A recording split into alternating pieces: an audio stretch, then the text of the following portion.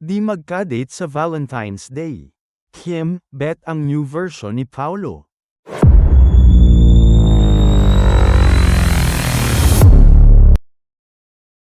Bet ni Kim Chu ang new version ni Paulo Avellino.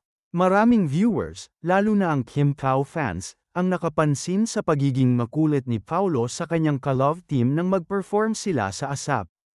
Isa nga sa kulit moment ng aktor ay ang pagpout ng mga labi nito, na tila hahalikan si Kim, na talaga namang nagpakilig sa mga fans.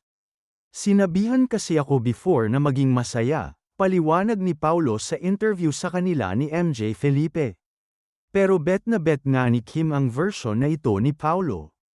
Mas gusto ko tong Paulo Avellino era 2.0, 3.0.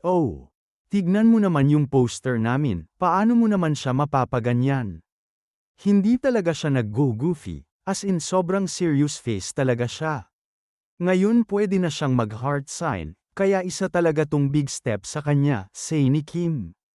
Ang tinutukoy na poster ng aktres ay ang poster ng first movie nila na My Love Will Make You Disappear, na nagkaroon ng pag-reveal nitong Miyerkules, February 12, natanong din sila tungkol sa magiging plano nila sa Valentine's Day pero revelasyon ng dalawa ay hindi sila magkasama.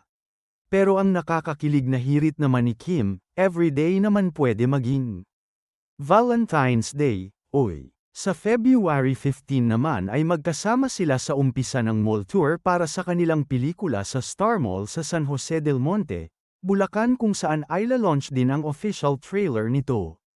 Mapapanood ang My Love Will Make You Disappear sa mga sinihan on March 26.